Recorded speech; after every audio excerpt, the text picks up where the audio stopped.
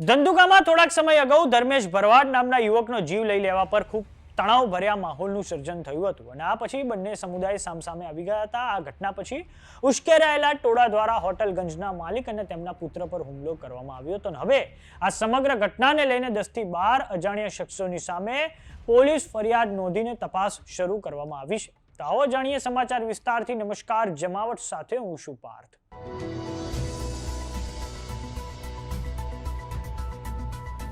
ધંધુકામાં ધર્મેશ ભરવાડનો જીવ માત્ર એક સામાન્ય ઓવરટેક કરવા જેવી બાબતે લઈ લેવામાં આવ્યો હતો. આ ઘટનાના પ્રત્યાઘાત ન માત્ર ધંધુકામાં પરંતુ સમગ્ર રાજ્યમાં પડ્યા છે. આ કેસમાં હવે એક નવી એફઆઈઆર નોંધવામાં આવી છે, જેમાં પોલીસે 10 થી 12 લોકોના અજાણ્યા શખ્સોની સામે ફરિયાદ નોંધી છે. 18મી એપ્રિલે ધર્મેશ ભરવાડના સમાચાર સમગ્ર ધંધુકામાં ફેલાતા માહોલ તણાવભર્યો થઈ ગયો હતો. ત્યારબાદ ઉશ્કેરાયેલા ટોળા દ્વારા ધંધુકા બગોદરા હાઈવે પર આવેલા રુદ્ર કોમ્પ્લેક્સ સ્થિત હોટલ ગંજને નિશાન બનાવવામાં આવી હતી. હોટલના માલિક નથુભાઈ મલિક પોતાની હોટલ ચલાવી રહ્યા હતા, ત્યારે લાકડાના ફટકાન ડંડા જેવા હથિયારો સાથે 10 થી 12 લોકોના અજાણ્યા ટોળાએ હોટલ પર હુમલો કરી દીધો હતો. હોટલ બંધ કરવાની ધમકીઓ આપીને ગાળાગાળી શરૂ કરવામાં આવી હતી અને હોટલના ફર્નિચર તથા સામાનમાં તોડફોડ કરીને મોટું નુકસાન પહોંચાડવામાં આવ્યું હતું. આ હુમલામાં હોટલના માલિક નથુભાઈ મલિક અને તેમના પુત્ર અને ભાઈ પર લાકડાના ડંડા વડે હુમલો કરવામાં આવ્યો હતો અને આ હુમલામાં નથુભાઈને ગંભીર ઇજાઓ થતા તેમને સૌપ્રથમ તો ધંધુકાની આરએમએસ હોસ્પિટલમાં ખસેડવામાં આવ્યા હતા અને ત્યારબાદ વધુ સારવાર માટે અમદાવાદ સિવિલ હોસ્પિટલમાં ખસેડવામાં આવ્યા છે.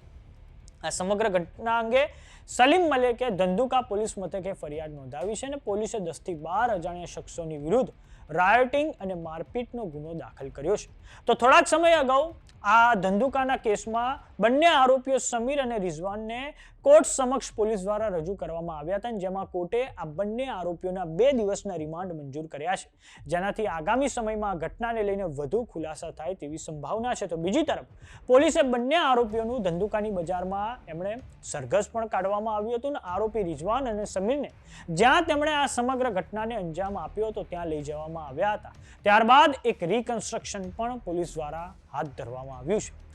આ સમગ્ર કેસમાં પોલીસ દ્વારા 100 થી 125 લોકોના ટોળાની સામે આ અગાઉ એફઆઈઆર નોંધવામાં આવી હતી. આ મામલે પોલીસ સબ ઇન્સ્પેક્ટર હર્ષરાજસિંહ ઝાલા પોતે ફરિયાદી બન્યા હતા. પોલીસ ફરિયાદમાં લખવામાં આવ્યું છે કે ધર્મેશ ભરવાડનો જીવ લઈ લેવામાં આવ્યો. ત્યારબાદ આ ઘટનાના સમાચાર વાયુ વેગે પ્રસરતા લોકોનું ટોળું બેકાબુ બન્યું હતું અને હાથમાં ઘાતક હથિયારો લઈને નીકળેલા ટોળાએ જાહેર સંપત્તિ અને ખાનગી મિલકતોને નિશાન બનાવી છે. પોલીસે આ તમામ હિંસક પ્રવૃત્તિઓને ધ્યાનમાં લઈને રાયોટિંગનો ગુનો દાખલ કર્યો છે અને હવે સીસીટીવી ફૂટેજના આધારે તોફાની તત્વોની ઓળખ કરવાની ગતિવિધિ પણ પોલીસ દ્વારા હાથ ધરવામાં આવી છે. તો સમાચારોમાં અત્યારે બસ આટલું. જોતા રહો જમાવટ. જો તમે અમને યુટ્યુબ પર જોઈ રહ્યા તો સબસ્ક્રાઇબ કરો, જો તમે અમને ફેસબુક પર જોઈ રહ્યા તો ફોલો કરો. સાથે જ અમારી વોટ્સએપ ચેનલ આવી ગઈ છે, જોઈન કરવાનું ના ભૂલતા. નમસ્કાર.